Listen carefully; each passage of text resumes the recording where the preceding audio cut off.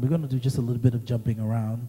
We're going to read verses 2, 3, and 4, verses 10, 13, 14, 17, 20, and 31. Right? When we begin to consider the life of Joseph, we run into some inevitable truths about family and relationship. Let us consider this text for some illumination. First, we come to understand that he was the beloved son of his father, probably because he was the firstborn son to Jacob and Rachel. We understand that Jacob had two wives, Leah and Rachel. You understand the story and the situations that occurred there. Laban, being his father-in-law, tricked him into working 7 years for Rachel. And after he worked 7 years for Rachel, instead of sending Rachel into the bedchamber, he sent Leah, stating the law or the custom was that the older daughter should be married before the younger daughter. And so he sent in Leah, and in the morning when Jacob realized that he had now consummated a relationship with a person that he was not in love with, he then made a plan to work another 7 years for the woman that he loved. And oftentimes we find ourselves doing things for people that we love that we would in other times. This was the son. He was the firstborn son to this relationship. He was the firstborn son to a love relationship. He was not the firstborn son that Jacob had, but he was the firstborn son from the woman that he loved. And any relationship that is based on manipulation and trickery will always breed witchcraft and control. And one of those spirits that have been hindering your life is the spirit of control. You're allowing people to control you because of money, because of the love that they supposedly have for you. Control how you think and what you do and what you wear. If my hair will be long or should be short. They're controlling you based on the relationship. And you have to be careful how a relationship begins, because how a relationship begins would require what you need to maintain it. Ain't nobody talking with me in here, but I feel like dropping a bomb. I hope you excuse me. If you start your relationship with sex, you're going to need a whole lot of sex to keep it. And at the end of the day, sex is what's going to take it out. Nobody ain't going to help me up in here, but I feel it in here. If you're going to take somebody else's man, baby, somebody else is going to come get yours.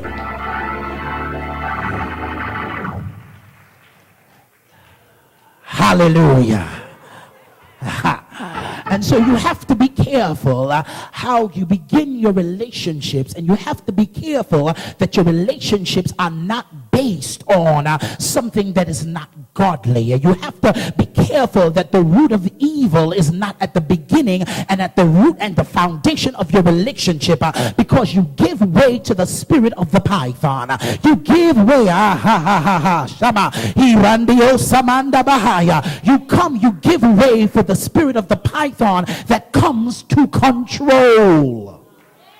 And so it was, as you come to realize that this relationship with Leah was based not on love, it was based on obligation, it was based on trickery, it was based on deception. And I don't seem to understand why is it some folk will stay in relationships that are based on that. Why would you allow someone to manipulate you? The Bible tells us that Christ has come to set us free from the bondages of the enemy. Baby, you don't have to stay in bondage to nobody over nothing. You ain't said nothing. So it makes me feel like you're still in bondage. But I've come to tell you, you can be liberated.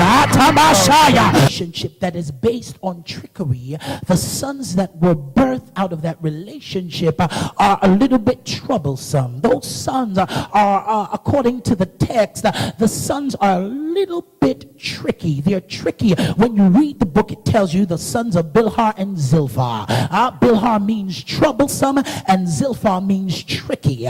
They were troublesome and tricky. And so it was, these were not the only boys that Jacob had. Jacob also had a son with Rachel by the name of Ben-Oni.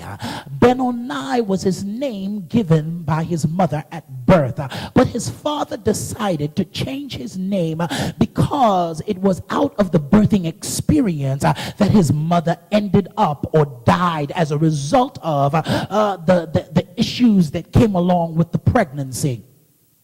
And as she died, she named him Benoni, the son of my sorrow, the son that I bore in grief, the son that I bore in pain. And his father, not wanting him to live under the cloud or the shadow of that experience, decided to change his name to Benjamin, meaning the son of my right hand.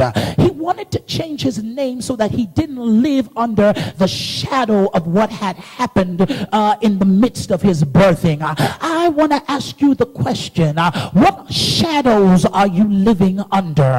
What shadows or clouds are you allowing to control you? What shadows are you allowing to give direction to your life? And so it was, he changes the boy's name to the son of my right hand, but it's peculiar that he gave him the name son of my right hand when he would never live up to that reality. He would never live up to being the son of power. He would never live up to being the son of authority. And there's some people that would like to define you by changing your name and giving you a name that you will never live up to, because that is not the design of God for your life. And I've come to tell you today, don't let somebody define you. Don't let them change your name. I don't seem to understand why our young girls feel it content for a man to call you ITCH or HOE, and you want to live under that shadow. Honey, you're more valuable than that. You are a princess made by God. You are shaped and formed by the wonder-working hand of God. You are beautiful even if you got a snag a tooth. You are beautiful even if your hair isn't straight and it's kinky and curled up. You are beautiful if your nose is flat out to the left and the right. Because I am fearfully and wonderfully made. I don't care. I might have glasses on. I might not look the best, but I'm beautifully and wonderfully made because I'm in the design of God. Allowing persons to manipulate us by changing our names. Who are you? I am a child of God. I am the righteousness of God in the earth. I am the glory of the Lord walking. I am the favor of the Lord. Would you just look over at your neighbor and say, neighbor, I am the favor of God. You have to also be careful of unrealistic expectations. You have to be careful of unrealistic expectations, and you also have to be careful of unrealized expectations. Expectations that you have not yet come into, because oftentimes with unrealistic and unrealized expectations, it leaves room for hurt and disappointment in our lives. And one of the things I've found across the body of Christ is that the saints are suffering from so many psychological issues. We're suffering from psychological issues to the point where we don't seem to understand who we are individually and naturally, but we don't understand who we are in God. We don't understand the value that's within us. You need to understand that the favor of God is at your job because you're there. You have to understand that the favor of God is amongst your family because you're a member of the family. And you have to also realize that you have the authority to change the circumstances of your life just by the confession of your mouth. Book of Genesis, and seemingly we now understand that Jacob loved Joseph because he was the son out of a love relationship. We understand this, and because of this love relationship that he had with his mother, he calls Joseph the son of my old age. Technically, he was not the only son of his old age, but it was a term of endearment that was given to the son that they loved the most. You know what you call your little baby, your sugar dumpling, my doo-doo darlings, my love divine. You know you got that son, that daughter that you just absolutely loves. And so his father gives him, or uses in the text, this term of endearment for his son. He uses this term of endearment to show them that he is loved. But not only does he use the term of endearment, he gives him a coat of many colors. He gives him this coat of many colors that does not only mean that he is the favored son, but it also means that he is the son that I've chosen to receive the birthright. He is the son that I have chosen to receive the greatest portion of the blessing. It's not that the other children weren't designed to have a blessing. It's just that he was going to get the greater portion. And I would like to submit to you, ma'ams and sirs, that you are the love of God, and God loves you immensely, so much so that he has given you a greater portion. The Bible tells us greater is he that is in me than he that is in the world, and God is operating in you in a greater passion because you are his love. Him as a result of the love that he had for this son. But the problem with the coat was this: the coat was good and looked wonderful in the tent. The coat identified him as having favor in the tent, but the coat, when he went into the field, meant he was no longer the favor, but he was now the target.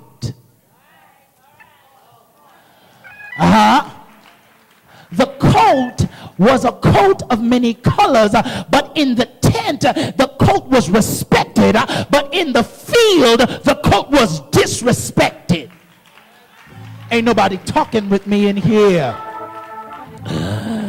The coat was a sign of blessing in the tent, but a sign of reproach in the field. For the man that wore the coat of long sleeves was not a worker but a ruler. And the coat singled him out as his father's prize, but it also singled him out as his brother's antagonist. And anytime you have an antagonist in the field, there is a plot for murder. And I've come to tell you today that just because of the favor of God that is on your life, that there's some people that are talking bad about you.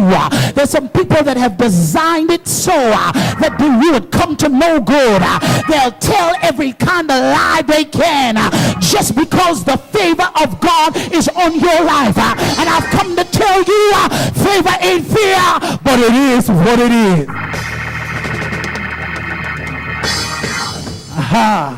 And so we understand that he now is wearing this coat of many colors, and standing in the tent, in the business of the tent, he was masterful. In the administration of the tent, he was masterful. In the work of the tent, he was masterful. But when he went into the field, he produced no results, because the field is the place of hard labor. I've come to tell you tonight that some of you have been working too hard, and you need to stop working so hard and start working favor. And it means that when you have favor, it don't matter what you put your hand to, it must be blessed. I must be blessed in the city, and when I step out into the field, I have to be blessed, because favor, the favor of God is on me. You see here, when we start to dissect the character of Joseph and dissect the relationship of Joseph, we come to realize that Joseph had a one-dimensional concept of his relationship with his father. He had a one-dimensional concept because he thought that the favor that he had was only as a result of him coming and tattletaling. According to the text, the Bible tells us that he brought the evil report of his brothers to his father, and he somehow felt within himself that he had to bring that evil report to be able to have the favor that he has. I want to tell you, honey, you don't have to do anything outside of your character to gain favor in this season. I've come to tell you, don't do it, don't do it, don't do it, don't do it. Don't do anything outside of your character or your personality to gain favor, because the way you gain it gonna be the way you lose it.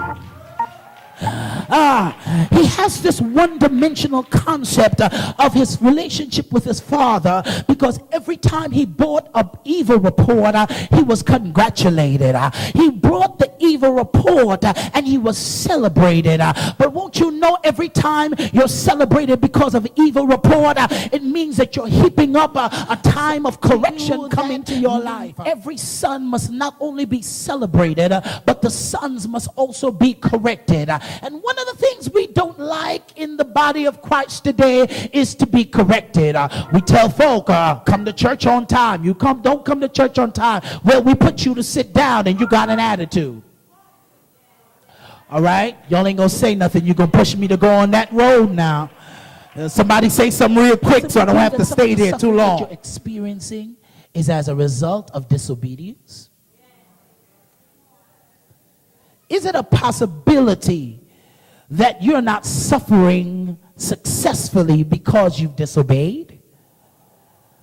Could it be you need a miracle now because the blessing that you could have had in obedience, you've now lost with disobedience? He is now, when you begin to look at the text, he has this dream. He has a dream, or a prophetic dream, that speaks of a future occurrence. And Joseph, with his unwise self, the church has really done a good job at making Joseph look like a hero when he wasn't all that good. The truth of the matter is, Joseph felt more important about himself because of this coat of many colors, and he showed off in front of his brethren. Not only that, he was now having these dreams, these prophetic dreams that they had never heard of before, and he was now flaunting them in the face of his brethren. He's flaunting these dreams in the face of his brethren, and he now has another dream. He's dreamed another dream, and this new dream, he dreamt that the sun and the moon were bowing down. Jacob was correct in his interpretation of the text, in his interpretation of the dream, that they would all bow down before him. And so he began to rebuke him. He began to rebuke him. Would you look at your neighbor and say, he rebuked him? He rebuked him, because every now and then you're going to have to be corrected. I know you think you're all that good and you're all that cute and you could sing the best and you're on the praise team and nobody can tell you what to do and you think you all of that, but every now and then you're going to have to get a rebuke. I know you on the floor and you an usher and you stand at the door, but every now and then we're going to have to rebuke you to get you right. You telling folk how to sit down and where to sit down, and you do it with an attitude. Every now and then we're going to have to rebuke you. We have to correct you, because the Bible says that every plant has to be pruned so it can bring forth more fruit. And the fact that you don't have fruit on your branches means it's time for another cutting. And the depth of the dream that he had received. He received this dream, and he did not understand all of what God wanted to do in the dream. He did not understand all of what God wanted to do for him in the dream. Joseph only saw the dream one-dimensionally, like he saw his father's relationship. He only saw the dream one-dimensionally. But the dream not only included favor for his life, but favor for everyone connected to him. I don't seem to understand why it is we try to pull each other down when we have dreams. Why is it we're like crabs in a barrel? Everybody trying to stand on top of everybody to get to the top, and nobody has success. Why is it if I have a business, you can all come support my business, so when I come up, The problem we have in the church today is that we have this crab in a barrel mentality. We see someone striving for higher and better, but we won't come together and support them. Could it possibly be that that person that you don't want to support is the same person that's going to turn around and stretch a hand to help you up? Did not see the dream that he was having as a function or the way of God to bring the entire family out. They just saw the dream in light of the person that was interpreting it to them. And part of what we keep doing is because we don't like somebody, we shut down on their anointing. We shut down on the word of the Lord that's in their